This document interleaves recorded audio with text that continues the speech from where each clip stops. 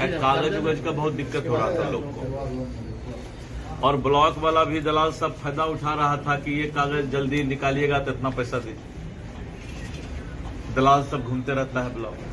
तो हमने क्या किया कि अभी 3 महीना रैयत को टाइम बढ़ा दिए कि आप चिंता मत कीजिए, आराम से कागज ढूंढिए, और ये 6 महीना तक बढ़ा सकते हैं। मतलब 3 महीना भी बढ़ाए हैं, 3 महीना और टाइम रैयत को देंगे। अभी क्या है कि 60% लोग जो है आराम से 3-4 महीना में करवा लेंगे। विवाद जो है वो 16-17% जिसका वंशावली या जो खानदानी है, जमीन नहीं बांटा, उस सब में दिक्कत है। इसलिए रैयत को कोई दिक्कत नहीं होगी और कोई कागज के लिए ब्लॉक दौड़ने का जरूरत नहीं है। जिसका सर्वे छूटेगा, ये मेरा काम है कि उसके घर पर हम पदाधिकारी को भेज के सर्वे करवा देंगे। इसलिए बहुत मजबूती के साथ।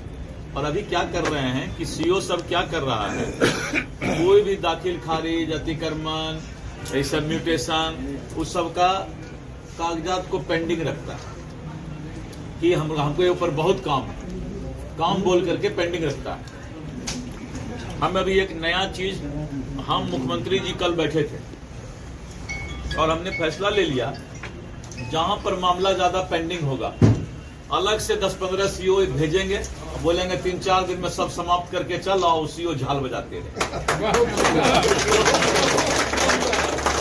टीम बना रहे हैं, जहां जहां ज्यादा पेंडिंग होगा 10 सीओ 5 सीओ करके भेज देंगे, आरओ भेज देंगे और सब दे देंगे केस उसको, और उसको बोलेंगे तुम आराम से पेंडिंग रखो ऐसे। तो ये सब नया चीज करने जा रहे हैं। तो डाल तो हम पात 37 सीओ को अभी तक जो है कार्रवाई कर चुके हैं। 4 कर्मचारी को अभी तक अरेस्ट करके जेल जा चुका है।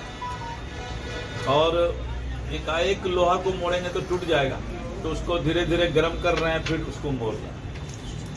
ईमानदारी का पाठ। हम पहला दिन जब कुर्सी पर बैठे तो हम बोले कि पहले मिनिस्टर को ईमानदार होना होगा। मंत्री अगर ईमानदार नहीं होगा तो अफसरशाही होगा और अफसर बेलगाम होगा। जो अफसर पैसा देके पोस्टिंग कराएगा वो कभी ईमानदारी से काम।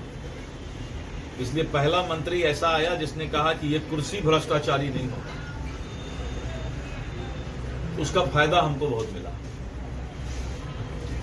लेकिन इतना लंबा कोड है ये, तो धीरे धीरे दूर